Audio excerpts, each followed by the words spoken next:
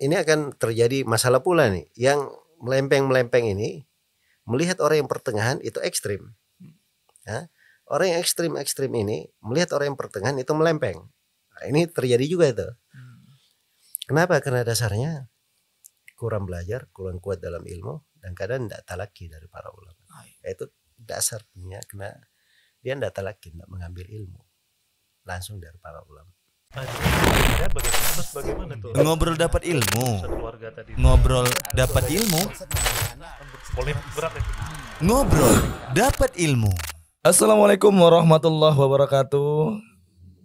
Kembali bersama kita di acara Ngobrol Dapat Ilmu, yaitu dengan media Sunnah Jalan Pasti TV. Baik, alhamdulillah kali ini kita kedatangan guru kita Al-Ustadz Zulkarnain Sunusi. Assalamualaikum Ustaz. Waalaikumsalam warahmatullahi wabarakatuh. Masya Allah. Begitu juga dengan sebelahnya guru kita juga Al-Ustadz Rifi Hamdani. Masya Allah. Gimana Ustaz perjalanannya dari kota Makassar ke kota Medan nih Ustaz? Alhamdulillah. Cukup melelahkan ya Ustaz ya. Barakallahu fiik. Baik Ustaz, kali ini Ustaz kita akan sampaikan beberapa pertanyaan Ustaz yang mungkin ini dapat menambah wawasan kita terkait mengenai fikih ya Ustaz ya. Fikih dalam beribadah kita. Mungkin selama ini kita terlalu kaku dalam beribadah karena kurangnya ilmu tadi ya Ustaz ya. Nah, jadi permasalahan khilafiyah pun kita menjadi kaku terkait hal tersebut gitu. Baik Ustaz, yang pertama Ustaz, apa yang harus kita lakukan sebagai seorang yang mengaku sudah berhijrah, mengenal manhaj salaf gitu kan Ustaz, menghadapi perbedaan pendapat di kalangan para ulama mengenai fikih Ustaz? Baik, bismillahirrahmanirrahim. Alhamdulillahirabbil alamin, wassalatu wassalamu ala al-mab'uts rahmatan lil alamin, nabiyina Muhammad wa ala alihi wa sahbihi wa man tabi'ahum bi ihsanin ila yaumiddin, amma ba'd. Pertama mungkin saya perlu bukan meluruskan ya, tapi menerangkan mana hijrah itu apa. Masya Allah. Karena kalau saya dengar-dengar agak seram-seram juga. Kayak hijrah dari mana ke mana gitu kan. Jadi hijrah itu dia ada dua penggunaan. Hijrah secara bahasa sendiri artinya tark, meninggalkan. Tapi dia kalau di penggunaan syar'i itu ada dua, ada penggunaan umum dan ada penggunaan khusus. Penggunaan umum itu hijrah dari hal yang tidak dicintai oleh Allah menuju kepada hal yang dicintai oleh Allah. Misalnya dari dosa, maksiat, dari dia dulu di suatu keadaan pindah kepada keadaan yang lebih bagus, atau bahkan keadaan tempat, dulu tempat tinggalnya tidak baik, dia pindah kepada tempat tinggal yang baik. Atau dalam pergaulan, dulu dia bergaul dengan orang-orang yang buruk, sekarang dia bergaul dengan orang-orang yang baik, orang-orang salih. Nah, itu hijrah makna umum bisa mencakup semua itu. Di mana umum, misalnya Nabi SAW bersabda dalam hadits Fudalah bin Ubaid riwayat Imam Ahmad, wal muhajiru man hajara ma nahallahu anhu. Seorang yang berhijrah itu siapa yang meninggalkan apa yang Allah larang darinya. Nah, itu masuk ke dalam makna umum. Tapi kalau asal penggunaan kata hijrah itu bukan di makna umum, asalnya di makna khusus. Makanya tadi saya bilang ngeri-ngeri juga kalau kita dengar kan. Sebab asalnya kalau orang bilang hijrah, nah itu asalnya bukan di makna umum dia dipakai. Asalnya ke makna khusus. Kalau makna khusus hijrah itu berpindah dari negeri kafir ke negeri Islam. Nah, seperti dulu ketika Mekah itu dikuasai oleh kaum musyrikin, dihukum dia kebanyakan orang dikuasai, akhirnya dia dihitung bukan negeri Islam. Nah, Nabi diperintah berhijrah ke negeri Islam, ke kota Madinah. Tapi setelah Mekah dikuasai oleh Nabi SAW, Mekah sudah berubah menjadi negeri Islam lagi, dan akan menjadi negeri Islam sampai hari kiamat. Nah, Karena itu setelah itu Nabi SAW bersabda, la hijrata ba'dal fath. Tidak ada hijrah lagi setelah Fathu Mekah. Nah, jadi itu asal penggunaan kata hijrah. Jadi kalau dapat kata hijrah di dalam Al-Quran, maka asal penggunaan itu yang dimaksud dalam masalah hijrah. Baik. Jadi teman-teman yang dulunya mungkin belum kenal hidayah, atau dulunya belum rajin taklim, atau dulunya pemikirannya macam-macam, atau bahkan dulunya kadang ada yang kebiasaannya dosa, maksiat, atau yang semisal dengan itu. Setelah itu Allah beri hidayah, beri petunjuk. Nah, kemudian dia mau belajar. Nah, ini mungkin dibahasakan hijrah sekarang ini. Ya, bahasakan hijrah. Baik. Jadi memang menyikapi pendapat para ulama itu ada fikihnya, ada fikihnya. Ya ditulis di dalam hal tersebut banyak buku. Di pembahasan usul fikih, ada juga kadang disinggung sedikit di pembahasan terkait dengan cabang-cabang akidah, tak boleh berpecah. Ya. Tapi oleh para ulama ditulis banyak karya tulis di situ. Iya. Di antaranya ada kitab Al-Insaf, di Masail Khilaf. Kemudian ada buku-buku ditulis tentang Adabul Khilaf, dan di antara yang paling bagus dan menonjol adalah yang ditulis oleh Syekhul Islam Ibnu Taimiyah rahimahullah dengan judul Raf'ul Malam an Aimatil Alam. Ini kadang kita menemukan sebagian silang pendapat dari para ulama atau ucapan sebagian ulama, kadang diketemukan kayak tidak memiliki dalil gitu, tapi mereka punya alasan-alasan di dalam hal tersebut. Nah, inilah cara menyikapi silang pendapat itu, yaitu ada fikihnya, Jadi perlu dirinci silang pendapat itu dalam masalah apa. Dia masalahnya di masalah jelas atau di masalah yang samar. Kemudian pembahasannya itu, ini kan kita bicara fikih ya. Yes. Sebenarnya pembahasan agama kan banyak ya. Kalau di pembahasan akidah, pokok-pokok akidah itu bukan ranah silang pendapat, itu ranah kesepakatan. Jadi kewajiban kita adalah mempelajari bagaimana ucapan ulama di dalam hal tersebut, apa yang disepakati di tengah mereka. Tapi kalau di pembahasan fikih, ada hal yang kadang dia boleh kita silang pendapat, ada hal yang tidak boleh silang pendapat. Ya. Jadi ada masail namanya khilaf tadad, ada khilaf bentuknya khilaf tanawu. Jadi kalau dia tadad saling berbenturan, misalnya ada yang mengatakan sholat 5 waktu wajib. Yeah.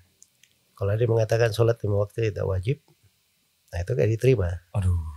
Sebab itu menyelisih kesepakatan ulama. Nah, jadi ada hal-hal jelas. Ya, di antara hal yang jelas juga di para ulama, tapi di kalangan orang belakang tidak jelas. Ada hal yang seperti itu. Seperti contoh misalnya, di masalah peradilan, menghukumi kasus-kasus yang sifatnya ribut antara suatu pihak dengan pihak lainnya, apalagi antara negara dengan orang-orang yang dikasuskan oleh negara. Ini termasuk khilaf apa nih, Ustaz? Ini khilaf, kita tidak boleh masuk di ranah itu. Sebab itu wewenang khusus pemerintah, wewenang khusus di kepala negara. Ya, makanya kalau ada KPK nangkap orang, kamu ngapain ikut-ikut di urusan? Wah, ini disetting ini, jebakan nih untuk nangkap orang ini. Ikut berkomentar dia, Ustaz. Ya, enggak, ini kayak ada beberapa tahun lalu ya, ada sebagian orang udah ngaji lah gitu ya, tokoh bagus, masya Allah, dari sudut ini kita nggak baik gitu, tapi kena kasus tangkap KPK. Ada ustadz yang ngomong tuh, ini orang nih Anak kenal baik nih orangnya, anak pernah safar sama dia, Masya Allah. bagus orangnya. Ada lagi satu bilang, ini orang dilolimi. Dolimi. Ini kan yang kayak gini nggak boleh, itu karena kita, dan itu menyelisihi. Itu saja dari ucapan yang saya sebut tadi itu sudah berapa kesepakatan ulama yang dia selisihi. Satu, ini saya sudah sebut tadi ya, disebut dalam banyak buku fikih itu kekhususan pemerintah, dari wewenang pemerintah. Itu satu. Dua, anggaplah tadi ini orang-orang overacting ini mau jadi pemerintah juga ikut. Dia bilang, oh saya kenal orang ini, saya berjalan sudah safar sama dia, anak kenal baik dia ini orang. Gak mungkin deh gitu ya. Ini kan keliru juga dalam ilmu peradilan itu. Iya. Itu disebut si hakim itu tidak boleh dia berhukum dengan hukum yang dia ketahui sendiri. Nah, anak misalnya sama Ustaz Rifki ya, anak kenal dari kecil, dari ini, tiba-tiba dia bilang, apa ya, dia curi ayam. Anak bilang enggak, kamu ini pendusta kalau dia tanya saya kan. Anak kenal sama dia dari kecil, enggak mungkin itu. Itu kalau saya biasa. Iya, Tapi kalau saya di posisi hakim, enggak boleh saya ngomong kayak gitu. Kita bilang seperti itu, saya bilang mana buktinya? Itu hakim namanya. Buktinya mana? Berarti harus sesuai dengan data deh Ustaz. Ya dia harus berhukum sesuai dengan ilmu peradilan. Dia nggak boleh berhukum berdasarkan pengetahuannya. Anak sudah pernah umroh sama dia, safar. Nah, itu keliru, sudah overacting, keliru pula dalam. Baik. Terus yang bilang bahwa dizalimi, itu kan belum diputusin. Harusnya mutusin kan di pengadilan supaya ditahu mana yang dizalimi, mana yang apakah tuduhannya benar atau tidak. Ya itu harusnya pengadilan. Terus kan kita kalau di masalah akidah kan nggak boleh, apalagi yang menangkap misalnya pemerintah kan, lembaga pemerintah.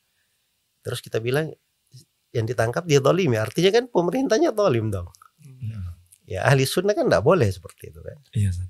Dia zalim pun kita nggak boleh depan umum bilang si pemerintah ini zalim. Sebab itu ranah memecah belah manusia dan buat keributan. Nah, itu sudutnya kenapa dilarang oleh Rasulullah SAW di banyak tempat. Nah, itu contoh satu kasus jadi silang pendapat. Tapi ada jenis dari perkara yang memang terbuka seorang beda pendapat di situ. Ya, ini satu gerak-gerakan jari, satunya tidak gerak-gerakan jari. Waktu sholat itu ya, ya, ribut pula. Misalnya, ini nggak boleh ribut kayak gitu. Satunya habis rukuk berdiri dia sedekap. Iya. Satunya lagi tidak sedekap. Tidak sedekap ya. Nah, ini juga boleh. Atau di sholat 2 rakaat, ada yang duduknya duduk tawarruk, seperti duduk ketika tasyahud akhir. Ada yang duduknya duduk iftirash, dia seperti duduk tasyahud awal di sholat 2 rakaat. Ya, itu kan ranah silang pendapat di tengah para ulama. Jadi yang kayak ginian ya jangan masuk di dalam hal yang terlalu diributkan. Iya. Sama misalnya dengan terkait ya dengan masalah isbal. Isbal itu kalau Imam Nawawi dan beliau sebut itu pendapat jumhurul ulama, itu isbal bukan haram, tapi beliau bolehkan kalaupun ini paling dikatakan makruh. Dan itu pendapat mayoritas ulama. Walaupun pendapat yang kita pegang itu adalah pendapat yang mengatakan haramnya, dalil-dalilnya lebih jelas dan semua dalil yang mengatakan dibolehkan itu bisa dijawab. Itu di dalam pembahasannya gitu kan. Tapi kita tahu bahwa ini ketika kita mengingkari, itu pendapat mayoritas yang di sebelah sana gitu loh. Iya. Jangan ini juga kita nafikan hal yang seperti itu. Ya, tapi ada sebagian dari ranah silang pendapat itu tidak cocok diketahui oleh orang lain atau diketahui oleh orang awam. Nah, itu cocoknya diketahui oleh para penuntut ilmu saja. Misalnya hukum sholat berjamaah. Jangan pula dia pakai tadi pembahasan saya sebelumnya. Ya. Sholat berjamaah itu banyak dari ulama mengatakan itu hukumnya sunnah bukan wajib. Tapi kan pendapat yang benarnya dia adalah wajib. Jangan pula dia mengatakan oh ini kan pendapat mayoritas ulama. Jangan kita keras-kerasan mengatakan wajib gitu. Padahal ini pendapat mayoritas ulama. Itu keliru di dalam. orang awam itu perlu diberi perintah untuk sholat. Dia mengerjakan ibadah dengan bagus, mengerjakan ibadah dengan hal yang sempurna. Makanya terangkan dari pendapat yang populer saja dan hal yang membawa mereka kepada kebaikan. Nah begitu caranya. Jadi ada juga sebagian silam pendapat, kita tahu silam pendapat, tapi itu tidak perlu diterangkan, tidak perlu disebutkan. Apalagi kalau kaitan dia sudah berbicara umum seperti sekarang ya, kayak majelis podcast ini. Nah, ini kan semua dunia bisa dengar gitu, Iya, ya kan? Ya, jadi maksudnya hal-hal yang seperti itu hati-hati. Nah, terus yang sudut lainnya juga ada hal yang masya Allah ya, saya membekas gitu di hati saya. Suatu hari guru saya Syekh Shalal Fauzan ditanya. Orang yang bertanya itu berkata, ya Syekh, saya dapat ada sebuah sunnah, haditsnya sahih, dan sunnah ini sunnah yang sudah mati, orang tidak melakukannya. Kalau saya hidupkan sunnah ini, apakah saya dapat pahala? Nah begitu pertanyaannya. Haditsnya sahih, tuntunannya jelas. Kalau saya hidupkan sunnah ini, apakah saya dapat pahala? Apa jawaban Syekh Shalal Fauzan? Ini jawaban seorang alim ya, mumpuni dalam ilmu, segudang pengalaman. Dari berbagai penjuru dunia beliau tahu masalah-masalah dihadapi oleh umat Islam. Kata beliau, tidak, kamu tidak dapat pahala, bahkan kamu dapat dosa. Kecuali, kata beliau, sebelum kamu amalkan sunnah itu, kamu ajarkan dulu sama orang-orang. Oh gitu saudara. Ya sebab kalau dia langsung amalkan, orang nggak ada yang tahu, bikin ribut itu biasanya. Betul. Bikin ribut. Ya ini yang bikin ribut ini kan, akhirnya tadinya orang ibadahnya, misalnya dia pergi sholat sudah tenang gitu. Sebenarnya ada kekurangan sih, saya diajari saja. Tapi ini kita datang memberi sesuatu membuat orang ribut, tidak tenang beribadah. Apa ini? Gitu kan? Aliran mana ini gitu ya, kayak gitu. Jadi itu jawaban beliau itu masya Allah ya, di hikmah sekali dan sangat bijaksana, menunjukkan beliau melihat sesuatu itu dari seluruh sudut pembahasan, bukan dilihat di satu sudut saja. Nah itulah seorang alim di dalam menilai perkara-perkara. Jadi ini sebenarnya pembicaranya panjang, cuma mungkin itu beberapa poin yang mudah-mudahan ya bisa menjadi pencerah lah. Barakallahu fikum. Masya Allah. Kemudian Ustaz, mengenai bab sholat lah kita bilangnya Ustaz. Sering kita lihat memang kita kan memang harus sebelum sholat itu merapatkan saf gitu Ustaz. Apakah memang wajib bagi kita untuk merapatkan kaki itu Ustaz? Apakah memang wajib bagi kita merapatkan kaki dan bahu, ataukah bahu aja udah sah gitu Ustaz sholatnya? Gitu. Gimana kira-kira itu Ustaz? Ini pertanyaan cakep Bagas. Ini dari memang hal yang biasa kita lihat ya. Geser. Karena ada sebagian tempat kalau kita seperti itu juga, kadang ada orang sebagian marah dia. Iya, San. Gitu, iya, itu jadi geser kakinya. kelas Ya, dia. terjadi. Bukan marah aja. Dipijak terus lagi. Dipijak pula kayak gitu. Ya itu saya pernah lihat waktu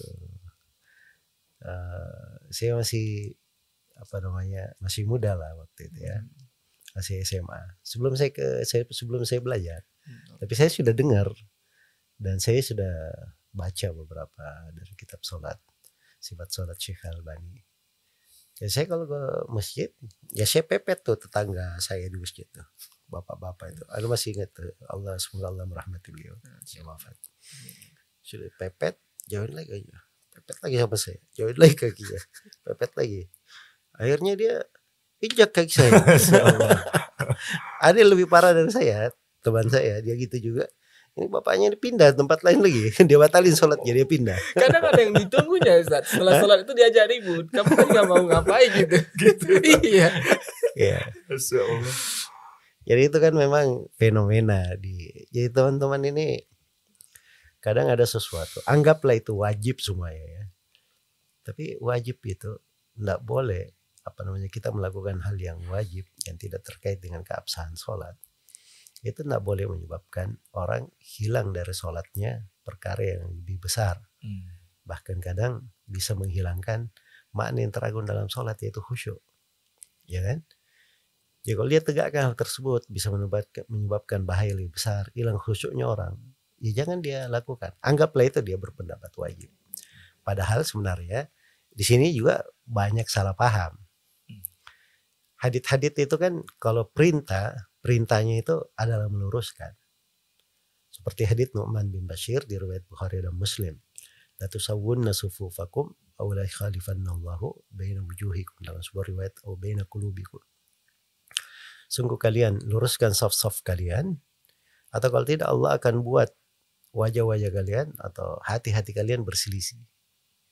Nah, kadarnya di situ taswiyah namanya. Taswiyah itu meluruskan. Datang di dalam sebagian riwayat Abu Daud dikatakan wala tada furujatil lisyaitan. Jangan tinggalkan furja, celah yang syaitan bisa masuk di situ. Jadi celah ini maksudnya jarak gitu, syaitan bisa masuk. Kalau dia jaraknya dekat, mana syaitan bisa masuk kalau dia dekat, kan gitu. Yes. Baik. Datang hadits. Nah, ini juga sudut yang orang yang terlalu bergampangan ya, dia nggak mau dekat-dekat dan seterusnya. Padahal ada riwayat sahabat itu kalau dia sudah sholat, kadang dia rapatkan antara bahu ke bahunya, tumit ke tumitnya. Itu ada di sebagian riwayat. Tapi itu kan perbuatan namanya, al-fi'l, dan fi'l itu tidak memberi makna kewajiban. Ya karena itu kadar wajibnya itu meluruskan safnya sama lurus, dada tidak maju, kakinya nggak terlalu maju ke depan saf, tapi dia lurus. Adapun merapatnya, kadar sunnahnya bagus dia merapat sedikit supaya tidak ada celah. Atau kalau dia sudah rapat bahu dengan bahu itu sudah cukup. Sebab pada maksudnya dia tutup kesempurnaannya rapat begitu. Dan itu kan ketika dia merapat ke saudaranya, itu ada makna kedekatan hati, makna kebersamaan. Nah, tapi kalau dia misalnya tidak merapatkan, agak menjauh sedikit, baunya menjauh sedikit aja, tapi orang tidak bisa masuk di situ antara keduanya, itu sudah cukup. Ya sudah cukup, jangan dipaksain. Dia masuk dengan orang awam, tidak kenal apa-apa, langsung mau dekatin kaki orang, itu namanya kita memaksakan sunnah gitu loh. Dan akibatnya dia jatuh ke dalam hal yang diharamkan. Tadi ada yang membatalkan sholatnya, ada yang injak orang, supaya tidak khusyuknya hilang. Nah, itu nggak benar ya, keliru cara memahami. Ya, dan itu tadi andai kata itu sunnah pun, harusnya kan dia ajari dulu orang-orang awam itu. Pak, itu sunnahnya kan begini. Nah, apalagi kalau tetangga masjidnya, ya bangunlah komunikasi yang bagus. Ya cuman kan kadang ikhwan ini kan baru ngaji juga kan. Iya Ustaz, benar. Tiba-tiba dia ada di masjid, Masya Allah sudah bagus nih, dikasih jempol bagus.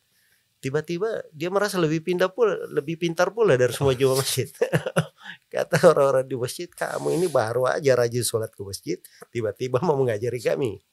Nah, ini yang kadang perlu apa namanya, bagaimana kita berinteraksi dengan orang itu dengan hal yang bagus, gampang masuknya.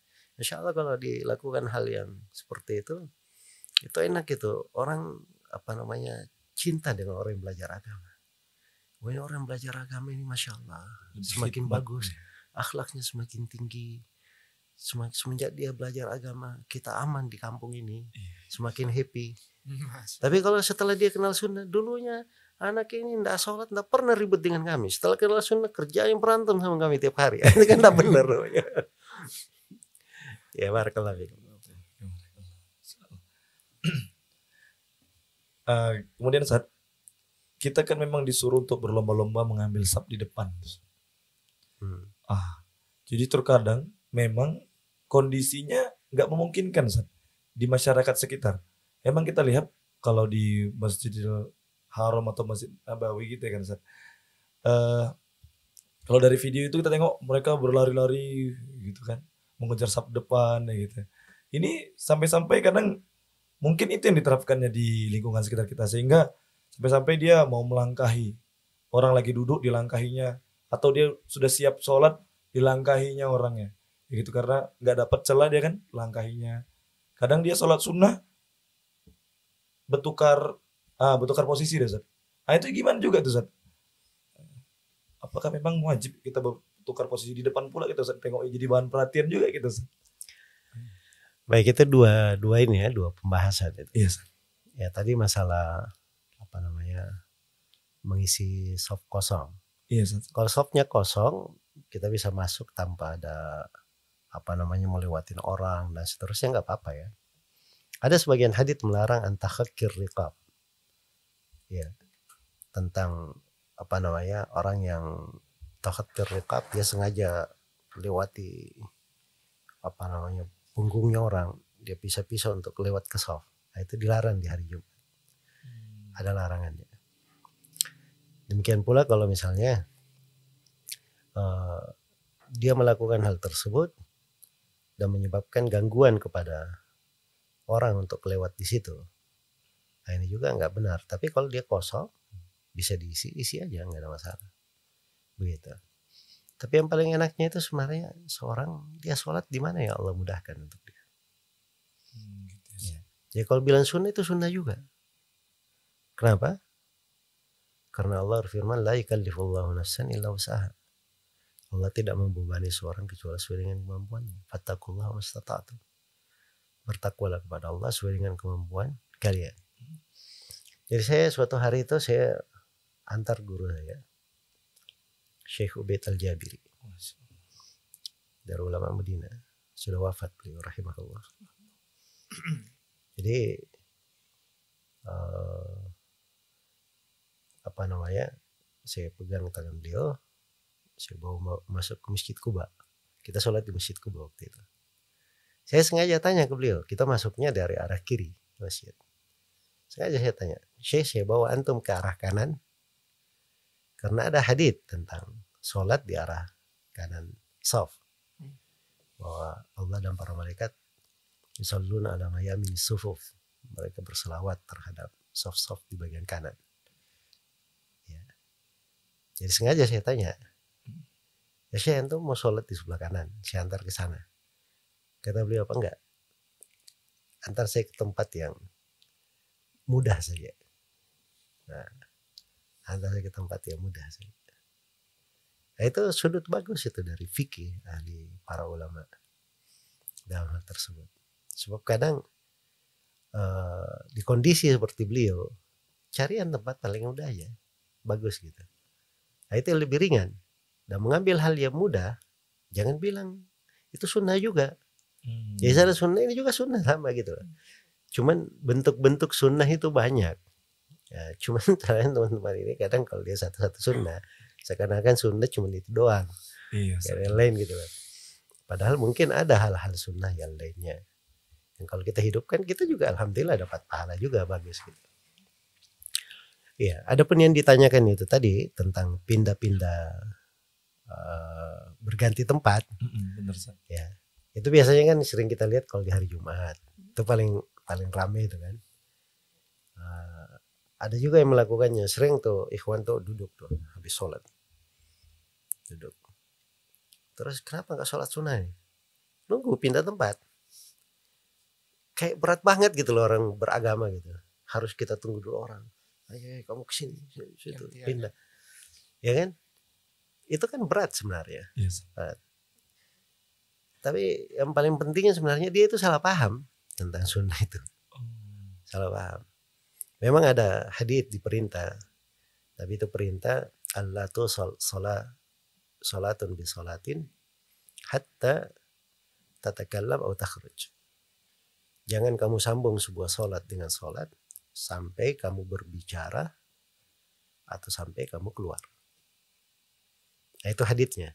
Nah, makanya dibilang nggak boleh kita nyambung sholat dengan sebuah sholat sampai kita bicara atau apa atau keluar. Nah, itu yang dipahami berpindah. Nah, haditsnya kan dua, ya kan, berbicara dan apa dan keluar. Bukan dikatakan keluar saja atau berpindah saja, tapi dua yang disebut di dalam hadits. Baik, saya detailkan dulu makna menyambung sholat dengan sholat. Jadi menyambung itu namanya menyambung. Itu tidak ada jarak antara keduanya, itu menyambung. Sekarang antum selesai sholat maghrib, belum zikir, belum apa, langsung sholat sunnah 2 rakaat. Itu yang dilarang. Ya, ya teman-teman ini salah paham, dipikirnya dia harus pindah dulu karena Tempat les. ini menyambung sholat. Dia kan sudah bicara, duduk dikir di situ apa namanya? Dia duduk berdikir, itu bicara atau bukan? Bicara. Itu sudah cukup. Makanya sudah hilang ininya, sudah hilang hal yang dilarang. Nah, jadi kalau kita sudah dikir, maka kita berdiri menyambung, nggak ada masalah. Itu bukan menyambung lagi. Kita sholat setelahnya namanya, ya kan? Nah, sama juga berpindah itu kalau diperlukan, kan ada yang lainnya. Makanya ini kan kesalahan sering terjadi juga ya. Yes. Ya. Saya tanya ke Syekh Shalih Fauzan, biasanya kalau hal-hal banyak terjadi gitu, walaupun saya sudah pahami sesuatu, saya biasanya saya tanya ke guru-guru saya hal yang saya pegang. Seperti yang saya pahami gitu, supaya saya ngetes juga ini saya baca memahami benar apa enggak saya. Yes. Ya kan? Dan itu memang sering alhamdulillah saya ngajar itu mulai dari tahun 1999 sampai hari ini. Itu saya alhamdulillah banyak berbolak-balik ke berbagai negeri, berjumpa dengan para ulama. Hal-hal yang kadang saya sudah ajarkan, kadang saya baca kembali, saya pelajari ulang. Ada hal-hal yang kadang sudah saya jawab pertanyaan dengan kayak gini sesuai yang saya yakini. Kadang saya tanya lagi ke ulama-ulama itu apa yang saya jawab. Nah, alhamdulillah kebanyakan itu seperti yang seperti yang selama ini saya jawab. Nah, itu semakin membuat meyakinkan. Dan itu cara kita mengukur diri juga. Ya, jangan kita sudah menganggap diri belajar, tapi belum tentu benar kamu di pandangan ulama yang lain, kan gitu.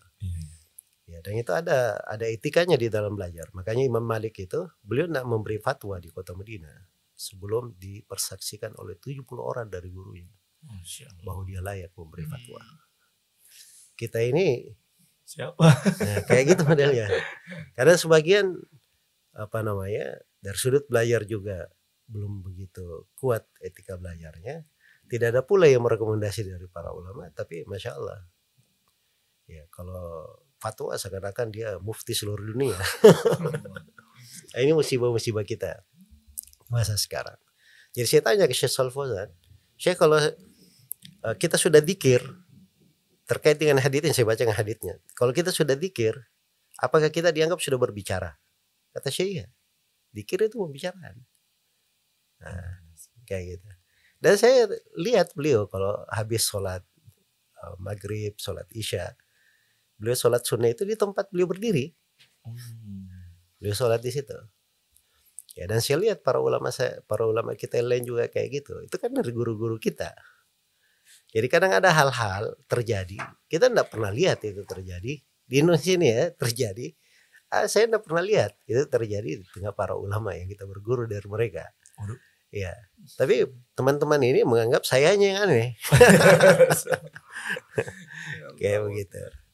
Ya, barakallahu fikum. Gimana, Ustaz? Satu, Ustaz. Jadi fenomena memang masya Allah ya, berapa tahun ini ya Ustaz, begitu pesat dan begitu banyaknya orang udah mulai mengenal sunnah tadi ini. Tapi terkadang di balik pengenalan sunnah tadi ini kayaknya ada kebablasan lah.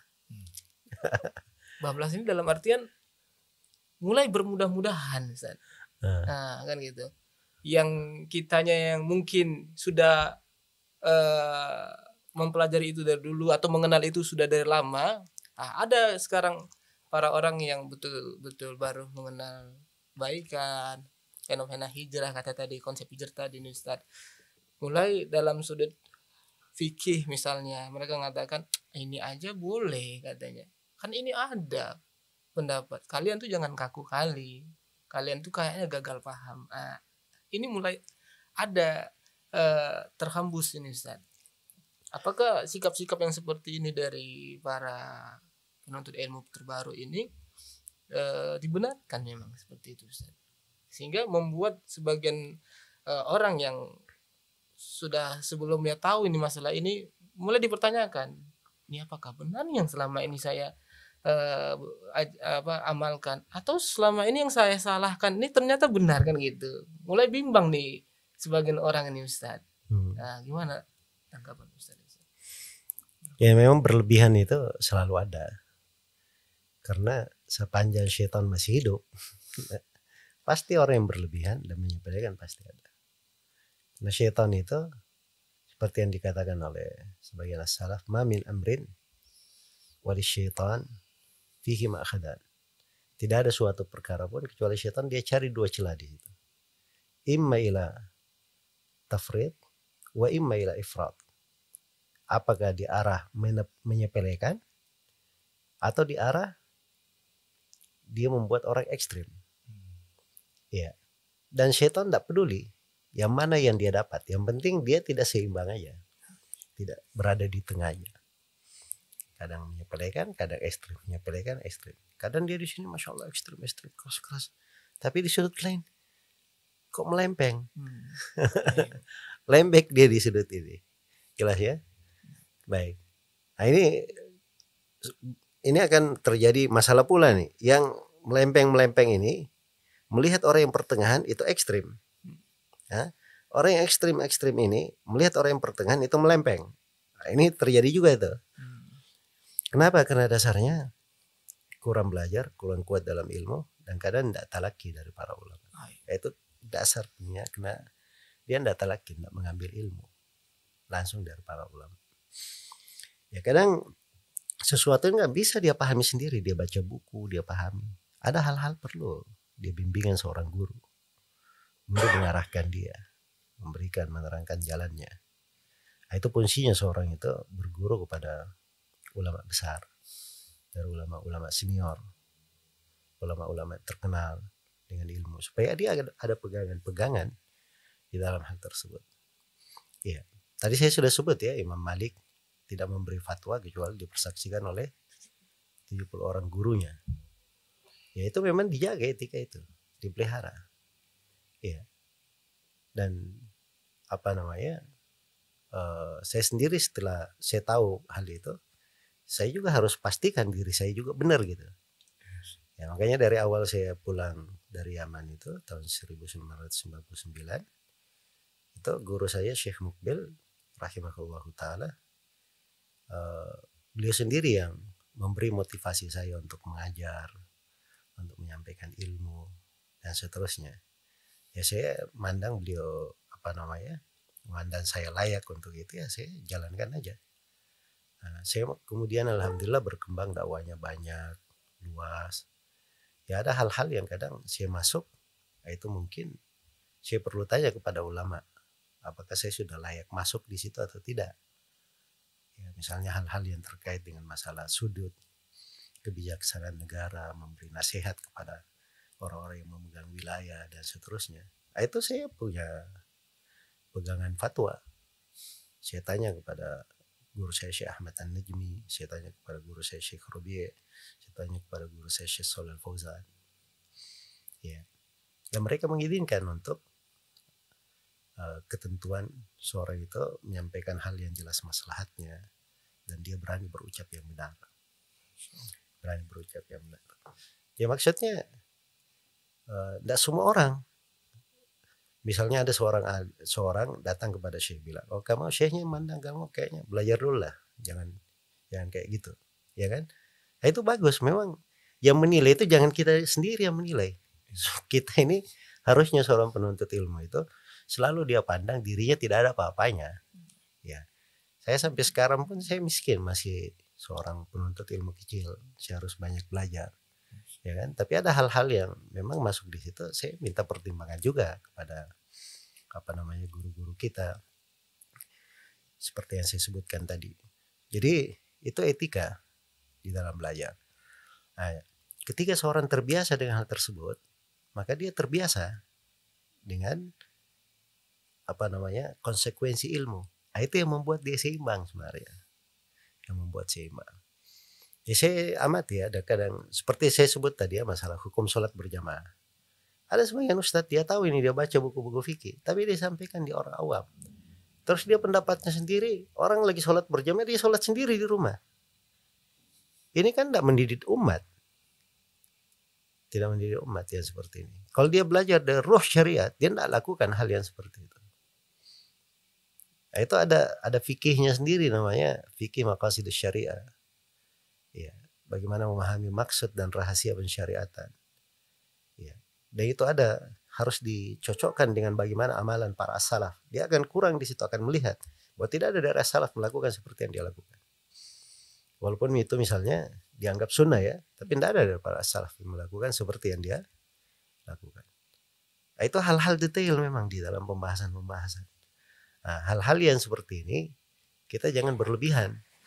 Tapi jangan jangan berlebihan ke kanan, jangan berlebihan ke kiri. Nah, ini tadi berlebihan sampai sholat berjamaah tidak wajib. Ya kamu ya santai-santai aja, orang berjamaah di masjid ya sholat di rumahnya, ya kan?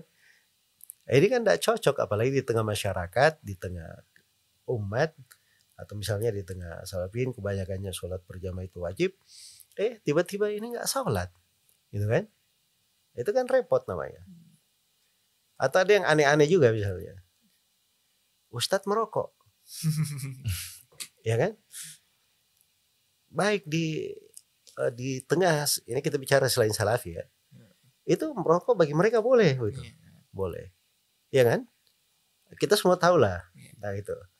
Jadi boleh, dan mereka juga baca buku-buku fikih, ada fikihnya, ada apa segala macam. Tidak sampai ke derajat dia mengatakan itu haram, paling dia katakan itu makruh. Baik, kita hormatilah hal tersebut, kita hormati. Tapi ini masuk di dalam sebuah kalangan ini semuanya menganggap rokok itu haram. Tiba-tiba dia bikin aneh-aneh seperti itu, ya kan? Alasan-alasannya juga gak masuk akal. Syekh bin Baz, Syekh bin Utsaimin, Syekh Shalih Al-Fauzan, semuanya memberi fatwa rokok itu haram. Gak ada dari seorang pun ulama ahli sunnah yang mengatakan rokok itu dihalalkan. Ini dari ulama ahli sunnah di masa sekarang. Jadi masuk dalam hal tersebut, hal yang seperti ini hal yang nggak benar, harus dia perbaiki cara dia belajar. Ini karena taksil ilmi tidak kuat, terus belajar tidak talaki dari para ulama, dia tidak menyerap hal-hal yang seperti itu, tidak memahami hal-hal yang seperti itu. Nah, jadi ini beberapa kasus ya, beberapa contoh. Dan terakhir, saya ingin ingatkan di sini, ini kisah bagus sekali. Yang itu kan semua tahu ya tentang hukum cadar ya. Yes. Ya. Kalau ulama Saudi itu bisa dikatakan semuanya atau mayoritasnya hukumnya wajib menutup wajah. Syekh Albani beliau katakan hukumnya sunnah saja. Itu sampai Syekh Abdul Muhsin Al-Abbad hafizahullah, dari ulama kita, guru kita di kota Madinah, mungkin yang paling tua umurnya sekarang, itu beliau berkata, andai kata itu kebenaran yang diungkapkan oleh Syekh Albani, maka itu dari kebenaran yang harusnya beliau tutupi, tidak beliau sampaikan. Itu dalam sekali itu kata-kata Syekh Abdul Muhsin Al-Abbad. Dan itu pembahasan fikih panjang ya. Tapi kalau di kalangan sebagian orang yang baru belajar, oh ini nggak benar nih Syekh Abdul Muhsin Al-Abbad, masa kebenaran disembunyiin. Tapi dia nggak ngerti. Nah, itulah fikih itu sebenarnya. Ada hal-hal yang memang harus belajar, harus duduk. Paling tidak kalau dia nggak paham, tanyalah kepada guru. Nah, tanya kepada guru, orang yang sudah benar. Nanti yang bertanggung jawab bukan dia, guru itu yang bertanggung jawab kepada Allah Subhanahu Wa Taala. Tapi tanya kepada guru yang benar. Kalau dia tanya ke alam maya sana, dia cuma lihat ada orang yang tiba-tiba nanya, itu kan tidak benar juga namanya. Ya barakallahu fikum. Masya Allah kali masalah fikih ini sangat dalam kali ya, Masya Allah. Ustaz, apa Ustaz mengenai adab berpakaian Ustaz? Mana yang lebih afdol, memakai jubah atau baju koko gitu sih? Atau kemeja kayak antum? Atau kemeja kayak antum Ustaz? Gimana kira-kira Ustaz? Ya itu dari hal yang harusnya gampang di situ. Saya sebenarnya di Indonesia itu, kita kan kebiasaannya bukan pakai jubah kayak gini kan. Yes. Kebanyakan orang. Tapi kalau di kalangan orang belajar, biasa sholat, masjid sholat, orang pakai jubah itu biasa juga di Indonesia. Nggak ada masalah. Makanya itu biasa lihat kan di televisi, di mana orang ya inilah figur-figur nasional gitu pakai jubah juga, pakai ini, menunjukkan bahwa itu bukan pakaian asing gitu. Jadi maksudnya itu nggak ada, bukan hal yang dipermasalahkan Yang penting di dalam berpakaian itu syarat-syaratnya dipenuhi. Satu, menutup aurat. Dua, pakaiannya bukan tipis sehingga menampakkan aurat. Tiga, pakaiannya bukan ketat sehingga membentuk aurat. Empat, pakaiannya bukan dari hal yang diharamkan, misalnya dari najis atau dari apa. Kemudian empat, yang kelima, dia bukan hal yang membahayakan untuk si memakainya. Kemudian yang keenam, pakaian itu tidak tasyabuh dengan orang kafir. Kemudian yang ketujuh, pakaian itu kalau laki-laki tidak boleh menyerupai perempuan, perempuan tidak boleh menyerupai laki-laki. Kalau terpenuhi syarat-syarat berpakaian, ya silakan. Mau pakaian apa sih ya? Nah, ini yang kadang perlu diluruskan sama banyak teman-teman. Makanya saya kadang itu saya pakai apa namanya, batik. Saya pakai ini supaya sebagian orang itu kadang perlu dikasih contoh juga. Saya lebih senang pakai jubah. Sebab kalau saya sholat saya lebih tenang, lebih tertutup, lebih sempurna, ya kan? Dan di Indonesia juga saya pakai pakaian biasa misalnya, nggak ada yang tahu bahwa saya ustadz. Ada yang sesuatu yang misalnya nggak bagus saya nasihatin, mungkin dia nggak dengar. Tapi kalau saya pakaian seperti ini, terus saya bicarain, dia mungkin memperhitungkan hal tersebut. Dan itu terjadi ya. Jadi di Saudi saja, orang Saudi kan pakai jubah semua nih. Cuma biasanya syekh itu dia pakai kutro kan, pakai misalnya. Datanglah dia ke tempat, dia pakaian biasa baru pulang dari mana. Dia bilangin orang-orang nggak mau dengar mereka. Kenapa nggak mau dengarnya orang? Balik dia ke rumahnya, dia pakai semua lengkap ininya, baru dia datang. Baru dia dengar. Karena dia lihat dari apa? Dari penampilan. Ya. Jadi ada juga yang ekstrim, nggak boleh katanya pakai ginian. Jubah di Indonesia ada yang ekstrim juga. Karena ini katanya kalau nanti pakai jubah, artinya nanti aneh sendiri. Nah, nggak boleh sore itu pakai syuhro katanya. Dimaksud syuhro. Dan itu salah paham pula. Ya dasarnya dia nggak talaki. Makanya dia keliru di dalam memahami hal-hal yang sebenarnya jelas. Cara memahaminya, apa maksud syariat di situ, bagaimana ucapan ulama tentang hal tersebut. Ya wallahu ta'ala. Ustaz, seperti halnya di masjid-masjid masyarakat umum, Ustaz. Itu kan imamnya itu kan Ustaz memakai doa kunut. Sebenarnya ini permasalahan udah lama nih, Ustaz. Cuman kita juga butuh penjelasan yang lebih jelas lagi, Ustaz. Apakah kita sebagai makmum, apakah kita afdolnya itu mengikuti imamnya atau tetap berpegang teguh dengan pendapat kita? Gitu. Contohnya berpendapat tidak wajib ataupun tidak disunahkan untuk kunut tadi gitu, Ustaz. Itu juga dari pembahasan kedetailan ilmu. Karena ruh dari sholat itu adalah kebersamaan. Makanya Syekhul Islam Ibnu Taimiyah itu beliau sebutkan dari kaidah di beberapa buku beliau, tadi sebagian pembahasan beliau, bahwa kaidah maksud dari syariat adalah menjaga kebersamaan, menghindari perpecahan. Ya, karena itu beliau fatwakan kalau kita sholat di belakang orang yang pendapatnya tidak menjaharkan bismillah, atau mereka pendapatnya menjaharkan, kita pendapat kita tidak menjaharkan, maka begitu kita sholat kita jaharkan. Kata beliau itu ilahnya, perhatikan fikih beliau. Kata beliau karena menjaga kemaslahatan kebersamaan itu lebih tinggi dan lebih didahulukan daripada menjaga kemaslahatan mengamalkan sebagian sunnah. Mengamalkan sebagian sunnah. Jadi beliau melihat di sudut itu. Jadi ada hal-hal yang kadang sila mendapat kayak kunut subuh itu. Antum kan tahu semua madhab Imam Syafi'i kunut subuh. Ya kan? Memang betul pendapat yang benarnya bahwa itu tidak disyariatkan. Ada yang menganggapnya masuk ke dalam bidah, ada itu juga pendapat kuat. Sebab mereka berdalilkan dengan hadits Tariq bin Asyam radhiyallahu taala anhu yang beliau berkata, saya sholat di belakang Nabi, saya sholat di belakang Abu Bakar, ke Umar, belakang Uthman. Saya nggak melihat mereka semuanya melakukan kunut itu.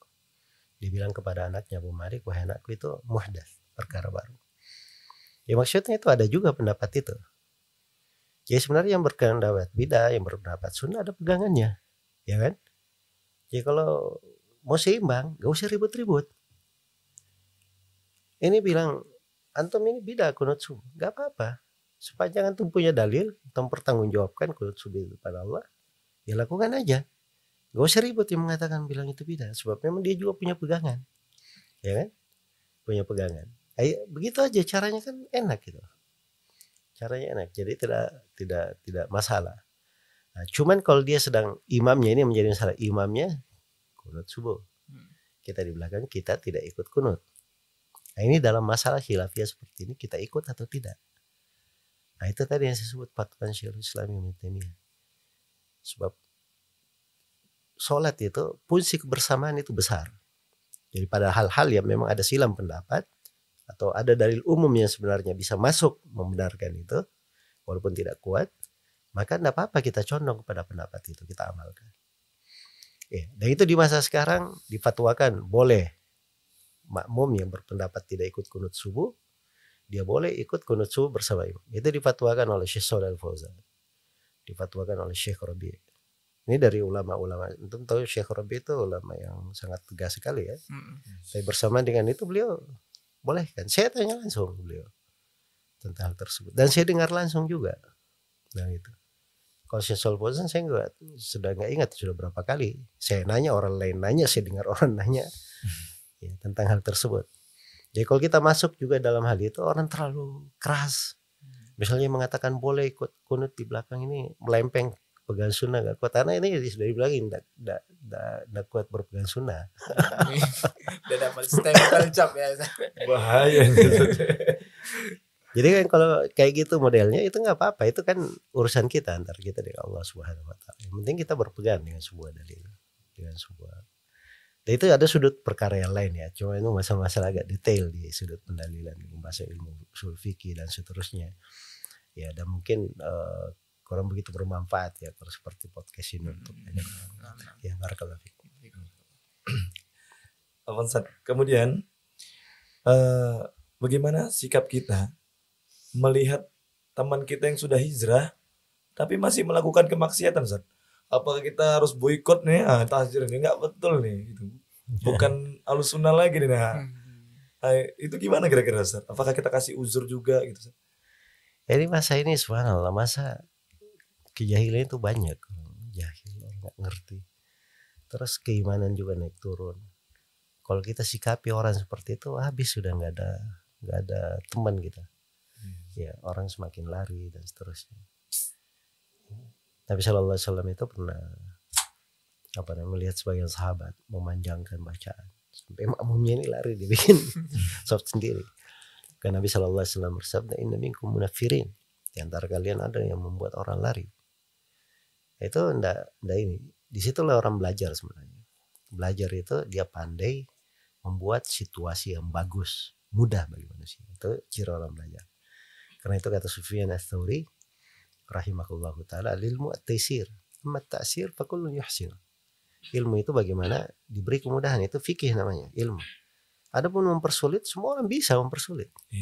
Ya kan, kasih aja udah jebret semuanya bisa. Ya, tapi kasih sesuatu yang standar fikih yang memudahkan orang sesuai dengan dalil. Nah, itu memang tugasnya para ulama, tugasnya ahli fikih. Ya, barakallahu fikum. Baik, Ustaz, alhamdulillah podcast kita kali ini Masya Allah kali banyak kali ilmu yang kita dapat, Ustaz. Ya, barakallahu fikum. Semoga semakin luas ya, Ustaz, ya pemikirannya, Ustaz, ya, terkait masalah hukum fikih ini. Semoga juga bermanfaat bagi kita semua. Masya Allah. Barakallahu fiik, Ustaz. Mudah-mudahan nanti perjalanan pulang selalu Allah lindungi, Ustaz. Amin. Barakallahu fiik. Ya, Ustaz. Jazakallahu khairan. Baik, para pemirsa dimanapun Anda berada, sekian dari podcast kami. Semoga bermanfaat. Assalamualaikum warahmatullahi wabarakatuh. Assalamualaikum warahmatullahi wabarakatuh.